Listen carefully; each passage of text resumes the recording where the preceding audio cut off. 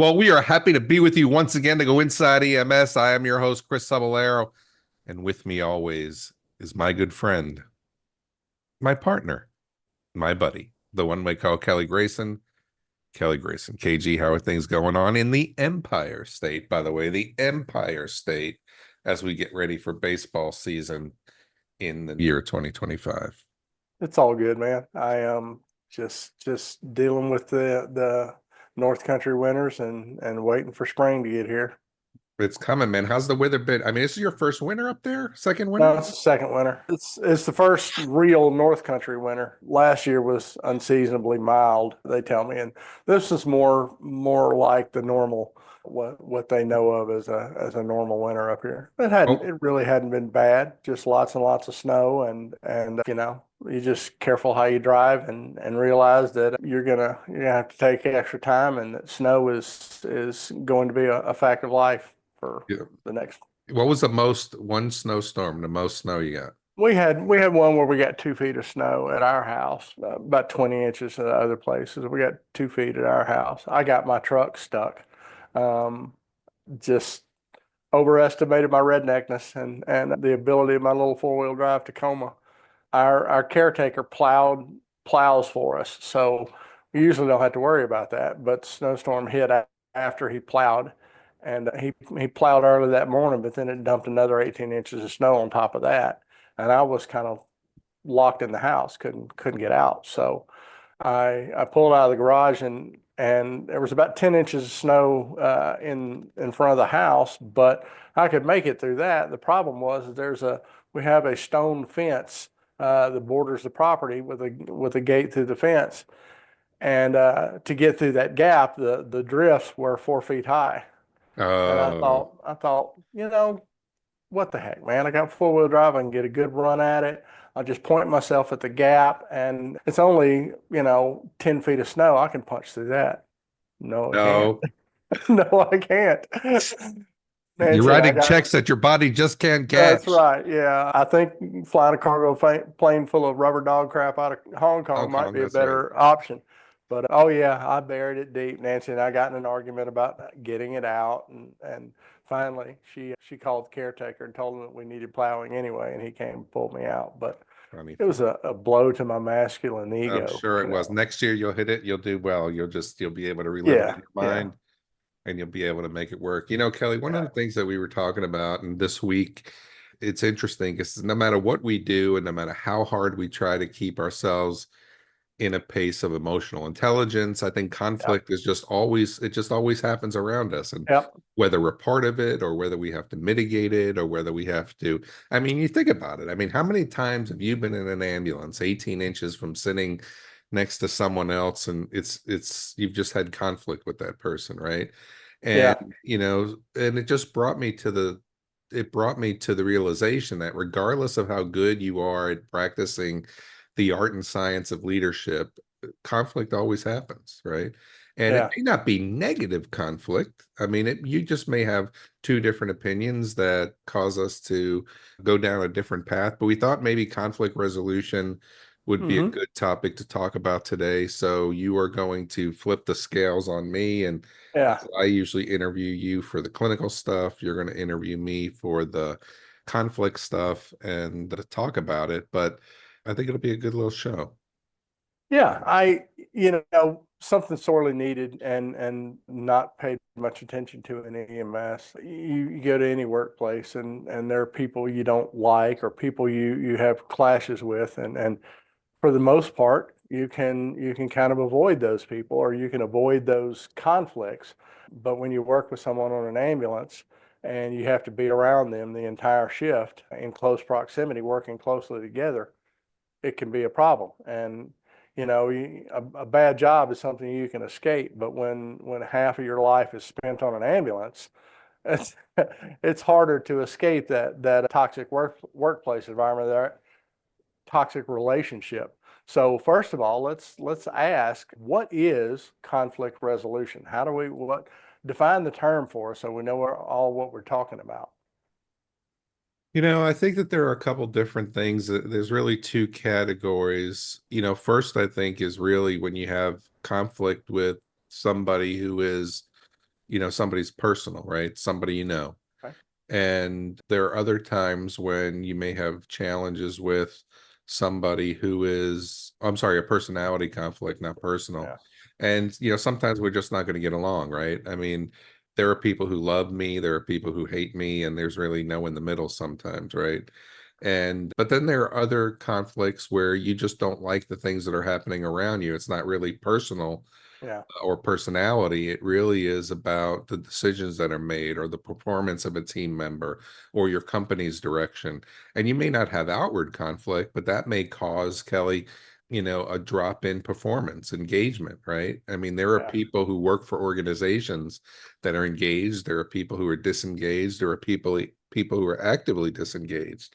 So you either have some personal conflict or some personality conflicts, and the ones that always got me when I worked in Texas were the people who love to listen to country music. I cannot stand country music. And Hater.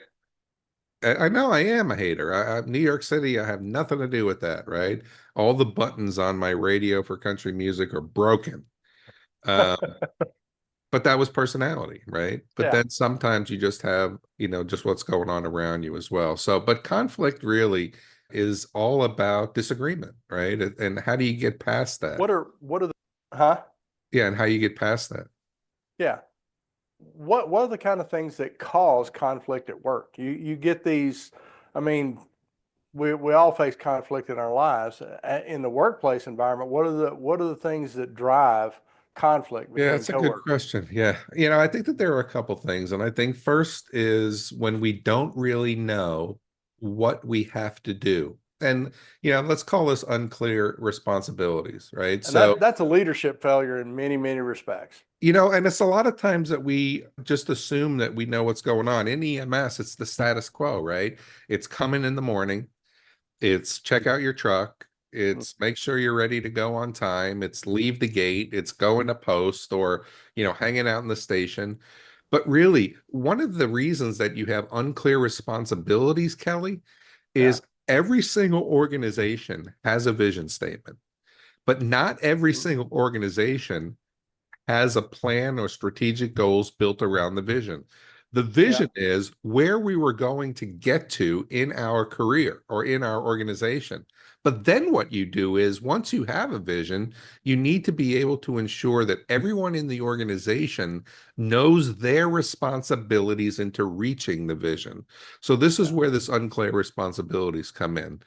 The next thing is there's a competition for resources, right? When you Yeah. think about it, right now running an organization, there are different things that we have to be able to think about. We have a budget and the budget has been set and it took us a lot of months to get the budget ready to go, and now all of a sudden we're having problems. We switched a charting software, right? We went to a Yeah. different charting, but now our phones aren't working with that, so now we may have to replace the phones Yeah. in the organization, right? And now I'm in a little bit of a dilemma of saying I got to go back and I got to compete for this money to say, you know what, Yeah. maybe we don't need this resource because we got to replace these phones. Well, that may cause a conflict in the organization. But I think that's a couple of them. And I think there's some more I can give you if you're interested. No, we've gotten those hit the high points. The conflict resolution is something I mean, the competition for resources is something we've dealt with, and I think you deal with that everywhere you go. I think different interests too. Let's think about that as Yeah. well, right? And I think we see that in this political world, right? We see Republicans and Democrats and left and right and And center. And rather than tolerate people like that, yeah, America could use some good conflict resolution as well. People, what is it about seeing someone who thinks differently than you or is interested in different things than you? What is it with demonizing and othering these people and not being able to try to see things from their perspective? I think that that's a really great question. I don't know how we've gotten to this point of just Yeah. hatred, right? But I do think, and you and I stay very, very far away from the political lens when Yes. we do these shows. But with that said, I think I can offer, this is what I know, and this is what advice I can offer, is when I talk to you about the differences that you have, if I'm one political party or another political party, I shouldn't I shouldn't worry about trying to change your mind. Yeah. I should only worry about telling you what my position is. Now, if you don't want my position because we share different affiliations, that's okay. We should be Yeah. able to have a discussion about points, but it's not about me convincing you. It's me just sharing my point with you. If you disagree with that, Kelly, and you want to argue with me, I think that's okay. Yeah. But if I know from the start that I am not going to change your mind, that you are going to stay true to your political affiliation, let's just have a discussion about the issues, Yeah. right? And I Yeah. think that that's one of the big challenges that we have. And certainly the big challenges that we have about religion, about, sexism, about all that stuff is let's just have a conversation about it, but I'm not here to change your mind. Yeah. Yeah. I mean, what That's, about you? I mean, how do you deal with that? I try to recognize that we have more commonalities than we have differences. And my own girlfriend has radically different political views than I do. But I know from my relationship with Nancy where they're coming from. So it's easy to understand. We don't have those conflicts because I know who she is as a person. I think this is one of the things we have is people that think differently than us. We make these baseless assumptions on what kind of people they are and what their motivations are that are not necessarily true. So my way of dealing with these conflicts is I try to remind myself that they're not so different from me. They want the same things in life. They just differ in how they want to get there. That's a good And point. That's a good and philosophy, Kelly. yeah, I mean, every one of us, as a human being, you have people you love, people you care about, you want the best for yourself and you want the best for them. We just differ in how we achieve those goals. And if we can understand that, then you can, kind of see the other side as a human being and not an enemy. But, in life and especially in the EMS workplace, conflict is unavoidable. You're It going to is. run Yeah. into people. So when you have conflict with someone, how do you resolve that? What are some tools we can use Yeah. to resolve conflicts? I think that one of the things first is let's take this from 2 points. First off is from a leadership Yeah, standpoint. I think that one of the things that your job is when you have a good degree of conflict resolution, you are able to mitigate the conflict before it happens. You need to be yeah, able to have enough conceptualization that you can see that Chris and Kelly are on a head-to-head path that we need to probably intercede. And I think yeah. that goes to my first strategy, Kelly, is anytime you think there's going to be conflict, or anytime, and this is really where knowing your people come in, Yes, you have to right? have some Exactly. interaction with your people. Right? Because I know that when you come into work in the morning, Kelly, you just don't seem like Kelly Grayson. There's something going on, right? Yeah, And then I need to be able to dig into that. And you're like, you know what? I'm having a little problem with my partner. Oh, conflict resolution. Or I'm having a little problem with my equipment. Oh, conflict resolution, right? And you need yeah, to be able to mitigate that before it gets deeper. Now, let's just say there's a conflict. Chris and Kelly were sitting in the truck. We just don't like each other. The thing that we have to be able to do is we have to be able to raise that issue early. So a lot of times what happens when we're in the truck, Kelly, is that I'm just going to sit there and pout, or I'm just going to sit there and be quiet, or I'm just going to yeah, sit there and ignore you. And then more and more, it lets that resentment fester. It doesn't allow us the opportunity to work out our differences. And no yeah, one has taught us. And I think that's what's important, Kelly, about this conversation is we're giving you the skills to do this, right? Here yeah, are the strategies for you now to fix it. So, number one, once the conflict has happened or once you feel negatively about it, bring it up. But yeah. one of the things Don't let that's it really fester. exactly, but one of the things that's important here, it's how you bring it up that could cause either us to get aggressive or for us to speak like men or women. Yeah.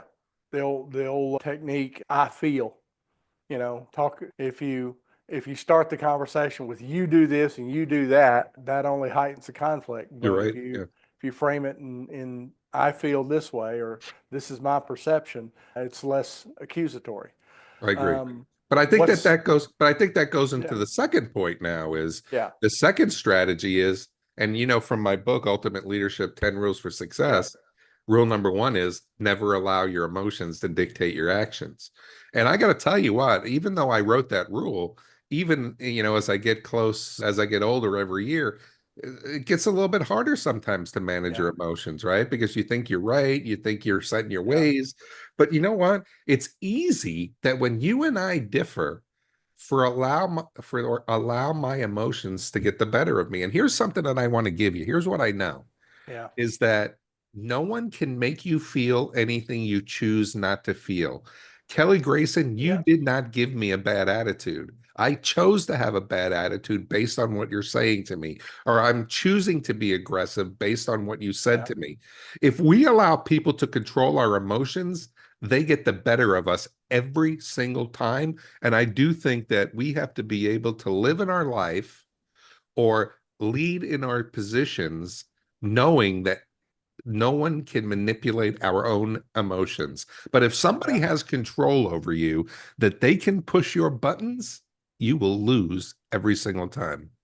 Yeah. But that's my Achilles heel right there. I try in conflicts to be calm, rational, thoughtful about what I'm going to say and how the other party receives it. I strive for that for one reason. I am scared of my temper. Bad things happen when I lose my temper. The problem for me has always been when the other person in the argument is not calm and rational. I have a hard time holding that, and I'll hit back, Yeah, yeah, and yeah. It I've makes all sense. I do the nuclear option, and it's never ever a good thing. It's hard sometimes, and I don't know that it's an issue that they're trying to manipulate your emotions. It's just that the other party doesn't necessarily look at the way you manage yourself. They may not know anything about conflict resolution. They let their emotions rule their reactions, and not responding to that is it's difficult, It's man. hard. Yeah, It's hard to stay calm when the other person is screaming, and sometimes your reaction is to scream back. You know, my in my interactions online before I stopped following EMS Facebook groups, I would tell people, don't make me be an a-hole because I'm better at it than you are. yeah. That's not the way to resolve the conflict. It's Um, not. what are some other points? One of the things that I used to do as a best practice, and I could tell you that I think my people hated it, is I would make them come into my office and argue each other's point. And I think what Oh, this yeah. leads us to is showing empathy, right? What Hmm. exactly are you feeling and why are you feeling it? And that's what I don't think we understand. So remember, Kelly, I think we were talking earlier about see it from the other point. And a lot of times, 9 times out of 10, anytime you have conflict, it's because of communication breakdown, communication issue. But Yeah. you know what we don't do is I don't take your side in it. I don't show the Yeah. empathy that I need for me to understand what you're feeling. Maybe I don't even care what you're feeling. Well, Yeah. that's the breakdown right there. And what we have to be able now to do is I need to put myself in your position to say, why the heck is he thinking this way? Why is she thinking this way? But more importantly, it gives us at least an opportunity to say, oh my God, we're arguing the same point here. And a Hmm. lot of times that's what it comes down to. But I think my people hated it when there was conflict, and I would say to them, I want you to argue their point, I want you to argue their point, and come back and let's have that discussion. A lot of times they wouldn't even come back. But yeah, because you make an effort to see things from the other person's position, and suddenly the argument is moot. You know, it's like, okay, I get it now. Yeah, No more conflict. right. That's a pretty interesting tool. I hadn't thought of that before. You know, I mentioned earlier in the show about the people have conflict with are not so different from yourself. Just the way they react to the world around them and their goals and how to get what they want in life is different. And I think that's empathy in a nutshell right there, is trying to see Yeah. things from the other person's perspective. And I think Um, with that, and I think with empathy, Kelly, goes into our fourth strategy, and that is to be empathetic, you've got to practice active listening. and that is something that every EMT and paramedic has been taught, but often we only use that tool when we're talking to patients, not to each other. Right. No, I think you're absolutely right. But when you're actively listening to somebody and you're not listening to defend, which is what we do, is we listen to respond. We don't Yeah. listen to understand. Um, are you okay? You need to call a paramedic? Yeah. Yeah. No? Okay. But Me. but there's a couple ways to do that when you practice active listening. Paraphrasing is always something to do, and it sounds stupid, but I listen in my day, and there are people who do this. So what I'm hearing you say is this, or what I'm getting from this conversation is this. Another big component to active listening, and I talk about this all the time, is we cannot not communicate, right? And we may say we're not angry, but when we look into somebody's eyes, you can't hide your eyes. You can't hide the emotion in your eyes. You may be smiling, but in your eyes, you want to run me over with the tractor.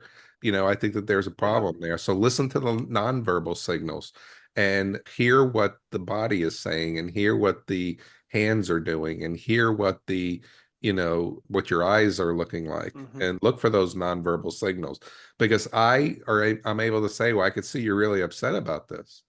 Well, I am upset about it. Well, let's talk about that being upset. But with that as well is you as the person who is actively listening, never take your eyes off somebody who's talking to you. Now, they may not make eye contact with you, or they may look away when they talk to you. But when they come back, if they happen to meet your eyes and you're not even looking at them, it's going to cause more of a challenge. And so pay attention to your body language, nod your head, and make direct eye contact with people and let them know that you are paying Yeah. attention to what they're saying. What do you do when someone's practicing active listening with you and when they paraphrase your points, it sounds like you're having a different conversation. It's like, how do you get that from what I just said? No, but I think that that's exactly what you do. You may want to say it a little bit differently, but Yeah. no, let me polish that. Let me polish that thought for a second for you. Actually, what I said was this.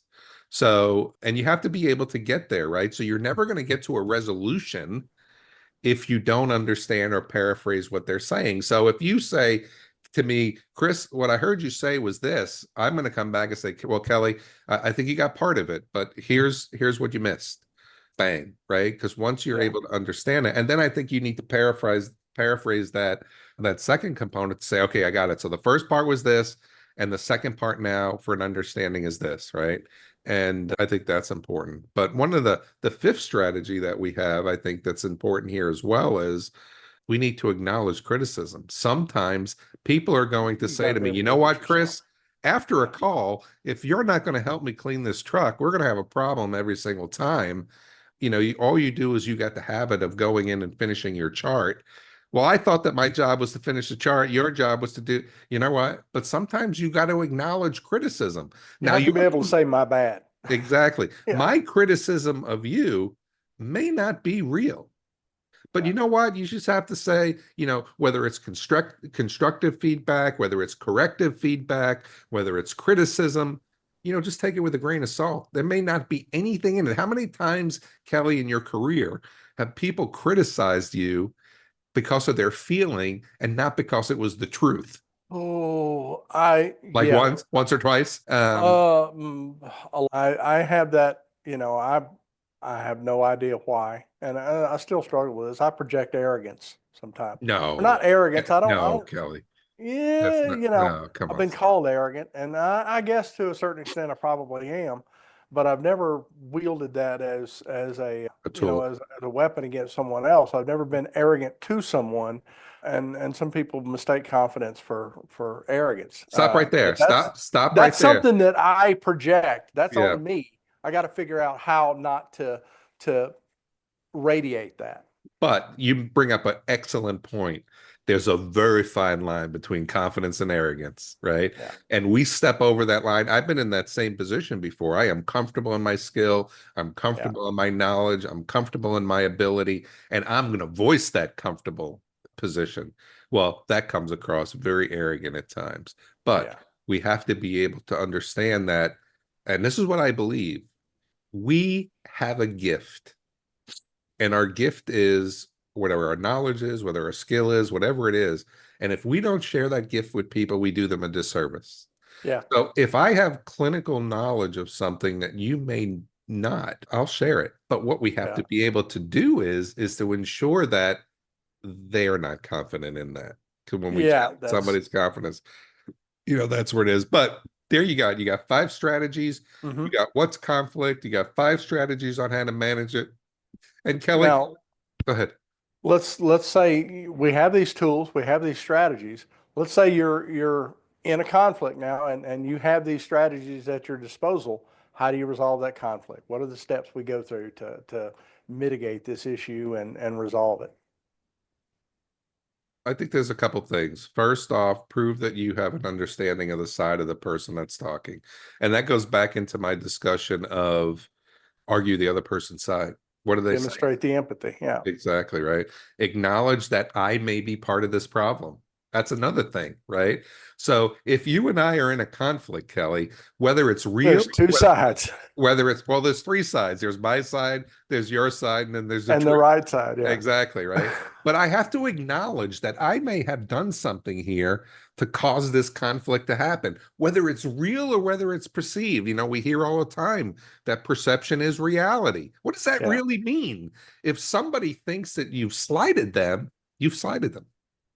We've got to get to the thing. We've got to get to the baseline of what that is, that foundation.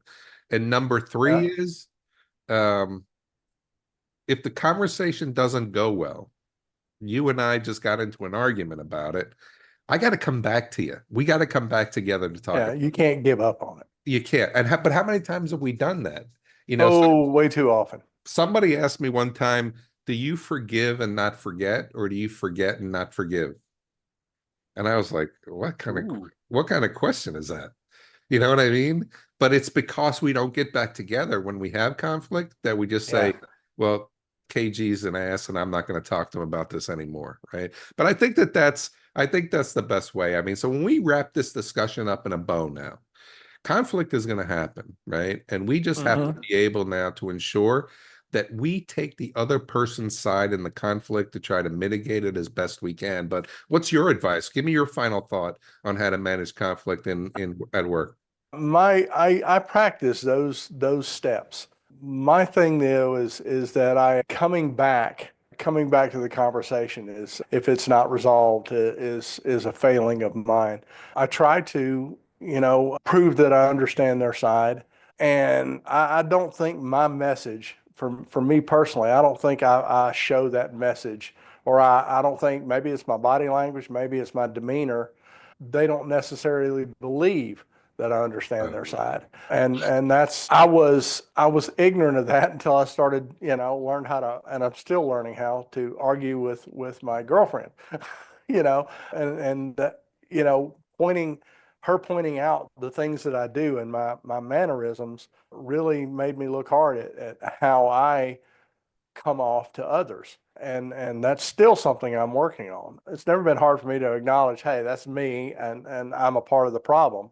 But sometimes when you struggle at getting someone to understand you, even though you think you're being understanding to them, you think they still don't get it, I give up. I give up. So that last one, try again if the conversation doesn't go well. That's my Achilles heel. I've gotten to that point in, I guess it's old age. I'm kind of crabby. At some point I go, it's not worth my time. I'll just avoid that person. That's not really a healthy way to do it in the workplace. Uh, but man, you've given us some great discussion about conflict resolution, how to do it in your personal life and how to do it in your professional life. Hopefully that our listeners can go forth and practice some of these skills in their workplace and have a happier result as a result of it. But you've heard what we have to say. We'd like to hear what you have to say. What kind of conflicts do you have in your workplace? How do you go about resolving them? Have you resolved them at all? We'd love to hear your thoughts and your war stories at the show at ems1.com.